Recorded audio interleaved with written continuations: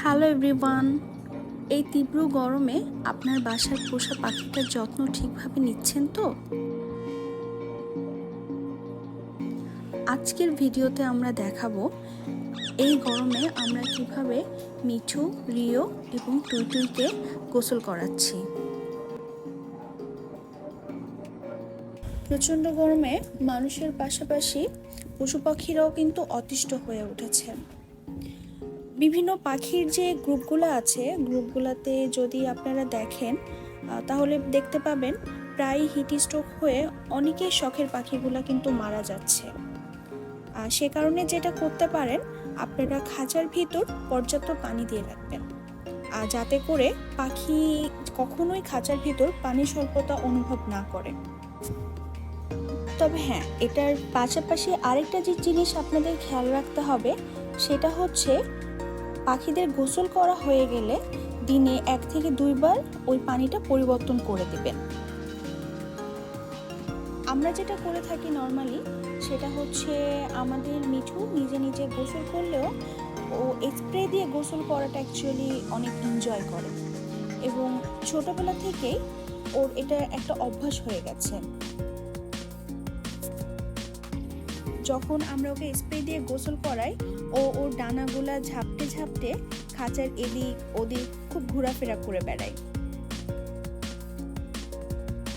তো আমরা যেটা করে থাকি, মিঠু এবং মিঠুর যে বাচ্চাগুলা আছে রিও এবং টুইটুই, এই 3টা পাখির জন্য আমরা এখানে 1 লিটারের মতো পানি নিয়েছি এবং এই 1 লিটার পানিটা পুরাটাই আমরা স্প্রে করব।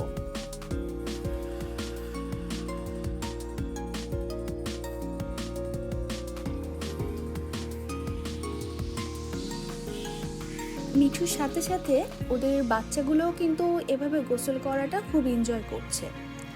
তবে গোসল করানোর সময় একটা জিনিস যেটা আপনারা করবেন সেটা হচ্ছে খাঁচাটাকে খুব ভালোভাবে এদিক ওদিক একটু ঘুরিয়ে ঘুরিয়ে নেবেন, যাতে করে পানির স্প্রেটা যখন করবেন তখন ওদের শরীরটা খুব ভালোভাবে ভিজে যায়। এতে করে আপনার প্রিয় পোষা পাখিগুলার এই গরমে হিট স্ট্রোক হবে না এবং ওরাও অনেক ফ্রেশ থাকবে প্লাস সুস্থ থাকবে।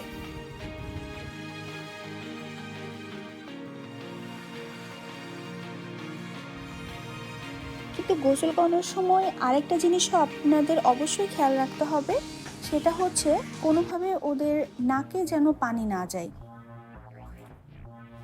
10 থেকে 15 মিনিট ওদেরকে এভাবে গোসল করাতে হবে এবং 10 থেকে 15 মিনিটের মধ্যে ওদের পুরো শরীরটাই ভিজে যাবে।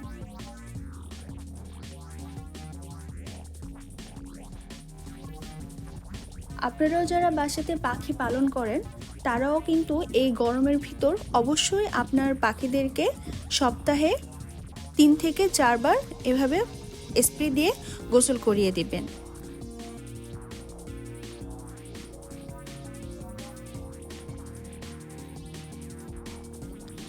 এরপর কিছুক্ষণ খাঁচাটা আপনারা রোদে রেখে দিবেন।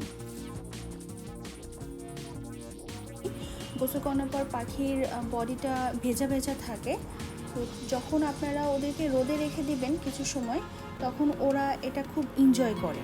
এভাবে কিছুক্ষণ রোদে রাখার পর ওদের পালকগুলি সব শুকিয়ে যাবে এবং আপনি নিজেই খেয়াল করবেন ওরা নিজেরাই নিজেদের পালকগুলা সাজাতে খুব ব্যস্ত হয়ে যায়। তখন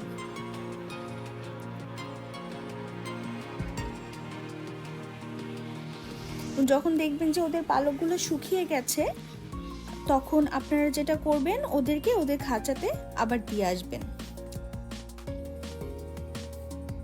এবং একটা জিনিস খেয়াল করেছি, যেদিন ওদের স্প্রে দিয়ে গোসল করিয়ে দেই সেদিন সারাদিন ওরা খুব উৎফুল্ল থাকে এবং খুব সুন্দর করে সারাদিন ডাকতে থাকে।